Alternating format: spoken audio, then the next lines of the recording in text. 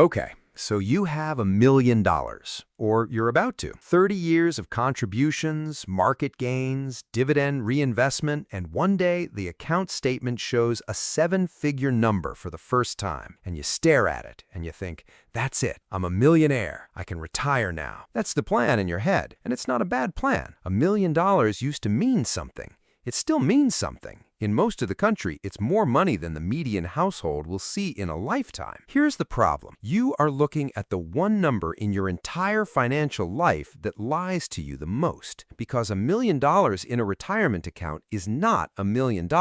It is a raw ingredient that has to survive taxes, inflation, healthcare, market crashes, and roughly 30 years of monthly withdrawals. And the moment you understand that difference, everything about what $1 million actually buys in retirement and everything it doesn't starts to make sense. Let's start with the most famous number in retirement math, the 4% rule. It sounds like a rule of physics, but it's really just a study from the 1990s that said if you take 4% out of a balanced portfolio in year one and adjust that dollar amount for inflation every year after, you probably won't run out of money over a 30-year retirement. Probably. On $1 million, 4% is $40,000 in year one, $3,300 a month before taxes. Now stop and look at that number for a second, because if you saved $1 million, you almost certainly weren't living on $3,300 a month during your working years.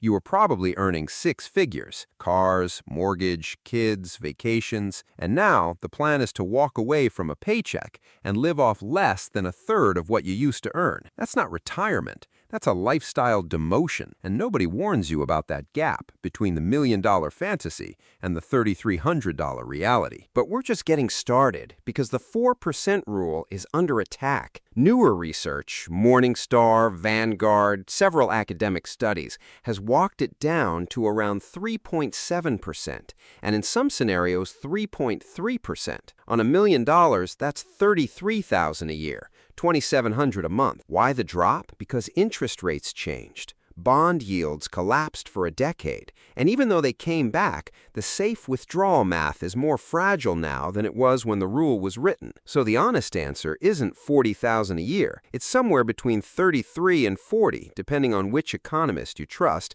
and how the next 10 years look. Now let's talk about taxes, because this is where the naive mental model completely breaks down. Most of that $1 million is probably in a 401k or a traditional IRA, which means the money has never been taxed, not once. Every dollar you pull out is ordinary income, taxed at your top marginal rate, federal, state, local in some places. So $40,000 a year off a traditional IRA is not $40,000 in your pocket. Depending on the state and other income, it might be $32,000 net, maybe less.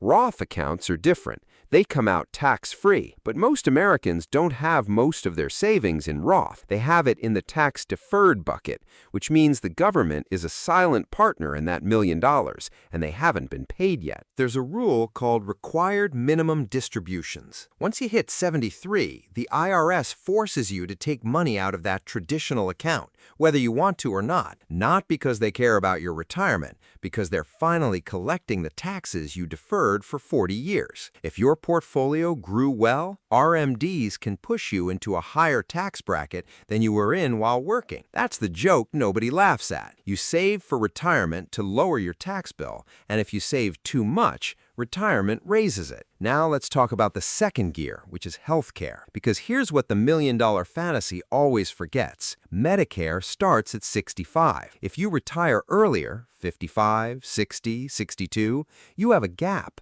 And in that gap, you are buying private health insurance on the open market as a person in your 60s, which is when insurance companies charge the most. A couple retiring at 62 can spend $20,000 to $30,000 a year on health insurance alone before Medicare kicks in. That's not a footnote. That's an entire year of your withdrawal budget going to premiums, and you haven't paid for a single doctor visit yet. After Medicare starts, it gets easier. But it doesn't get free. Medicare has premiums, supplemental insurance costs, prescription drug plans, and the ongoing risk of a long-term care event that Medicare doesn't cover at all. Fidelity estimates a 65-year-old couple retiring today will spend around $330,000 on health care over the rest of their lives.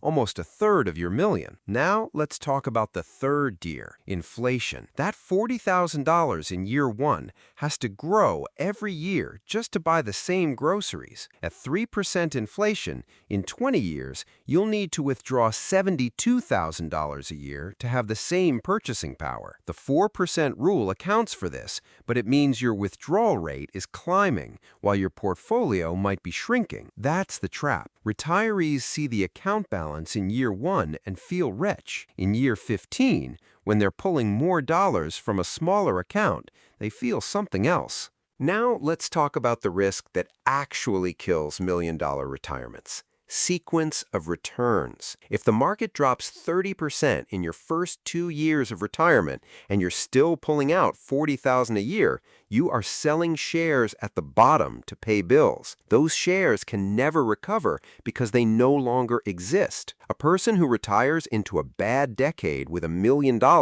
can end up worse off than a person who retires into a good decade with $600,000. Same portfolio strategy, different luck. In finance, this is the single biggest determinant of whether a retirement succeeds or fails, and it has almost nothing to do with how much you saved. It has to do with when you stopped working. So here's the picture. You have $1 million. You can safely pull about $33,000 to $40,000 a year. Taxes take a chunk. Healthcare takes a bigger chunk. Inflation grinds away in the background, and the market can either quietly double your money over 20 years or blow a hole in it in the first 2. What does a smart million-dollar retiree do? They don't spend the million. They stack the million behind a floor of guaranteed income. Social Security, maybe a small pension, maybe an annuity for the fixed costs. The million exists to fill the gap, absorb inflation, and pay for the emergencies the guaranteed income can't cover. They keep 1 to 3 years of expenses in cash, so they never have to sell stocks in a crash. They convert some of the traditional IRA to Roth in the low tax years between retirement and RMDs, paying tax at 15 or 22% instead of 32% later. They treat healthcare like a separate line item, not an afterthought. The retirees who blow through $1 million aren't reckless. They're just running the naive math. They saw a big number, divided it by their expected years of retirement, and started spending. They ignored the taxes, they ignored the healthcare curve, they ignored the sequence risk, and 10 years in, the account that was supposed to last 30 is halfway gone. So, $1 million is not a finish line, it's a starting position. It's enough if the rest of the plan is right. It's not enough if the plan is only, I have $1 million. Because in the end, the number was never really the number. It was always about how well the number could survive everything trying to eat it.